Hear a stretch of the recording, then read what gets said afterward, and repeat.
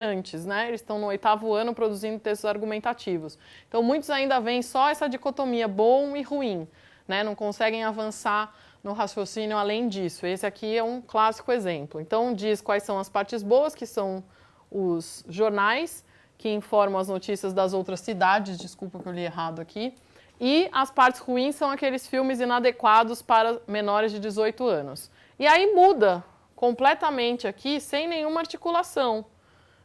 Temos, por exemplo, poderia ter dito, outro exemplo de inadequação seriam os programas de luta que influenciam crianças a ficar dando soco umas nas outras.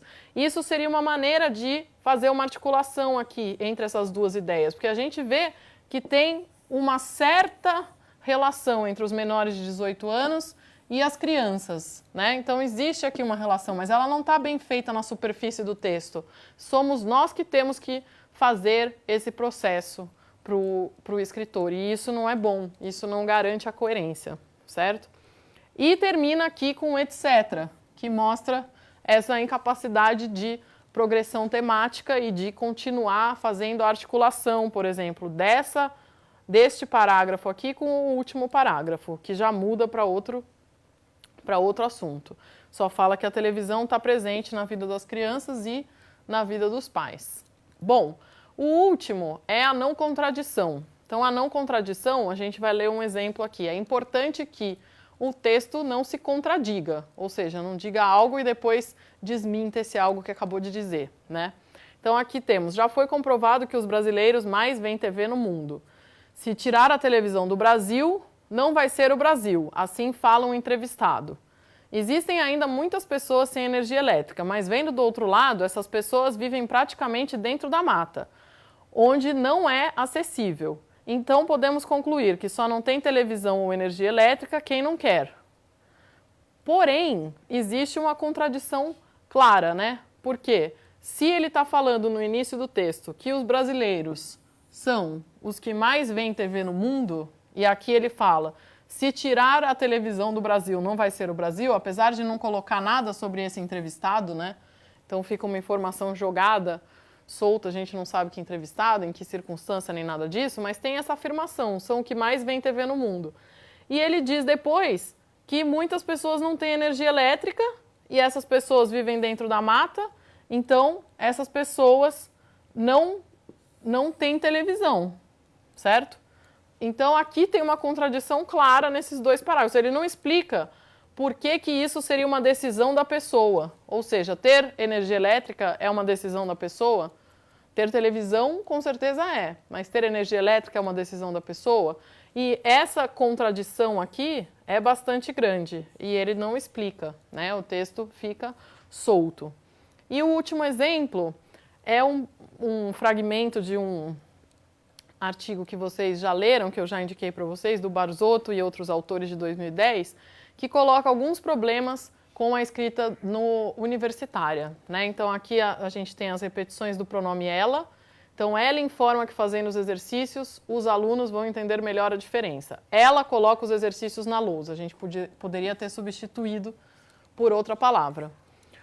O uso dos tempos verbais não correspondentes ao momento sobre o qual o autor do texto se refere, isto é, ao passado. Eu disse que isso era ajuda demais, mas que se ele, aluno, pelo menos começasse, eu poderei ajudá-lo a desenvolver o texto. Aqui tem uma relação que não é correta. Então, se o aluno começasse, eu poderia ajudá-lo a desenvolver. Isso provoca problemas de coerência também.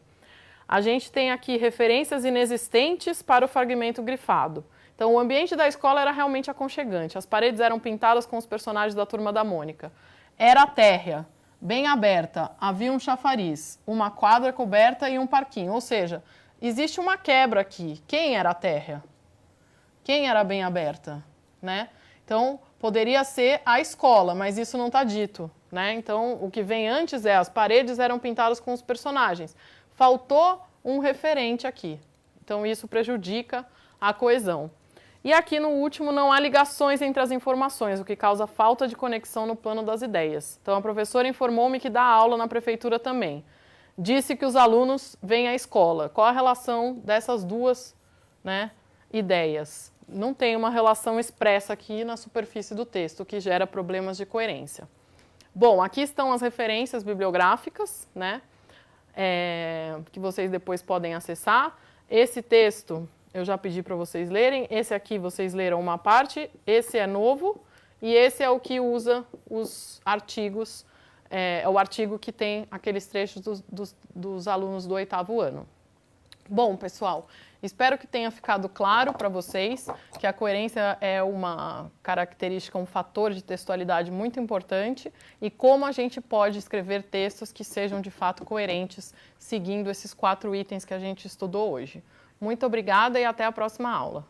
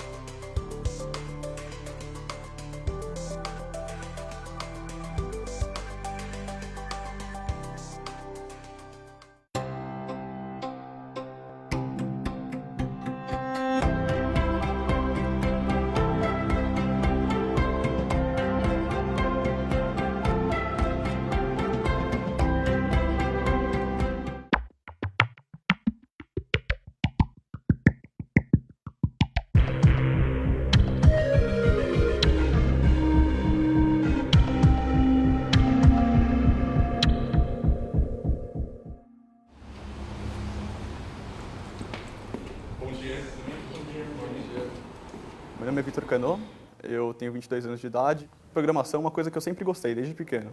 Quando eu tinha 12 anos de idade, mais ou menos, eu comecei a programar por conta própria, era um hobby meu. Por isso, decidi abrir minha própria empresa e fazendo o que eu fazia melhor, que era a parte de programação.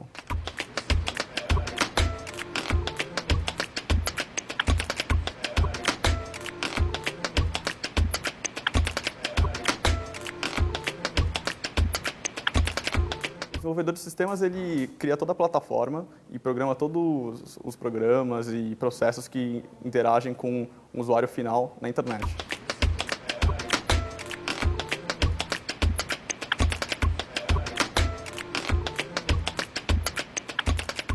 Nós traçamos um perfil da pessoa de acordo com a visitação que ela faz em determinadas páginas. Depois a gente faz uma análise estatística em cima desses interesses da pessoa e determina a probabilidade dela ser homem ou mulher para a gente exibir um anúncio para a pessoa mais próximo do perfil dela. Então os sites procuram a gente, assim como também os clientes, para mostrar o seu produto de uma forma diferenciada em sites menores, como blogs e tal, que são mais específicos.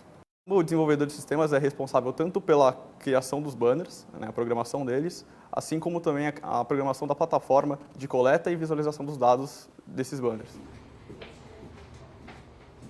O meu dia a dia de trabalho ele é variável, depende muito da parte comercial, é um trabalho em equipe. A parte do banco de dados já com as tabelas prontas já estão feitas já? Na verdade, um trabalho depende do outro, né? Temos o pessoal que é responsável pela parte de operação, que entra em contato e mantém relacionamento com os blogs e sites da nossa rede. E a gente tem também aqui a parte de TI, que inclui o arquiteto de sistemas, inclui outros desenvolvedores para fazer os banners e a plataforma como um todo. A pessoa tem que ser, além de ter a parte técnica, ela também tem que ter um bom relacionamento com as outras pessoas, ela tem que ser comunicativa e criativa. Lucas, o que você acha interessante da gente incluir a parte de grupos, no caso, no novo painel que a gente está construindo? Eu acho que deveria ter alguma coisa dos dados financeiros ficarem juntos, para ficar como um só. Quando o cara entra, ele pode ter vários, mas fica um dado financeiro só. A gente costuma fazer reuniões diárias para definir o trabalho de cada um e garantir que tudo esteja funcionando. A gente discute desde o desenvolvimento, os novos clientes, se vai afetar algo no servidor, se precisa de uma demanda nova e tudo mais. O nosso trabalho ele é dividido em metas a serem entregues semanais. Então, dentro dessas metas já está previsto que um tempo dessas nossas horas de trabalho vai ser destinado aos banners que tiverem que ser criados. E todos os dias eu programo junto com as outras pessoas e tal, independente do trabalho que tem que ser feito. Esse banner aqui, por exemplo, que é de um cliente nosso, todas as animações e propriedades dele são definidas a partir desse código. Então, as transições e o tempo delas é definida aqui a partir dessa parte programada. Quando a arte do banner é definida, também é definido um roteiro de apresentação das informações. Então, a partir desse roteiro, a gente desenvolve como a programação vai ser feita e de onde que os elementos vão aparecendo. Um desenvolvedor ele pode ser formado em ciências da computação, sistemas de informação, engenharia da computação, dentre alguns outros cursos também. Os alunos, no começo, eles não sabem muito bem o que é ciência da computação. À medida que eles vão conhecendo o curso e vendo as possibilidades, aí eles vão se alinhando. É uma área extremamente aplicada. O número de profissionais ou de áreas que estão em contato com a computação é enorme. O curso de ciência da computação, ele tem na sua base, os 2 primeiros anos, formação teórica. E à medida que o curso vai avançando, ele vai pegando outras coisas, aí vai ter as áreas de maior interesse. Um aluno ele tem que gostar, naturalmente, de computação, ele tem que gostar de programar, ao contrário de construir a máquina, mas é o software. Tem que gostar de matemática, de raciocínio lógico e de desafios. Gostar de resolver problemas, buscar novas soluções. Essa é a principal característica de um aluno bem-sucedido aqui.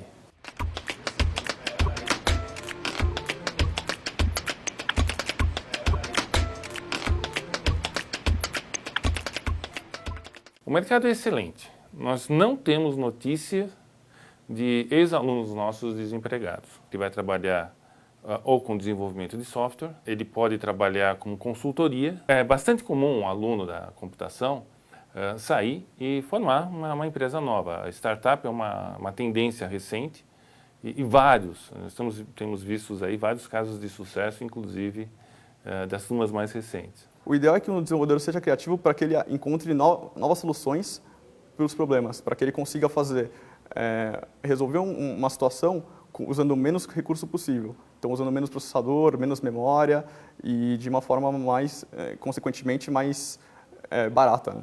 E Zé, você conseguiu acertar lá os servidores novos que a gente tinha que subir?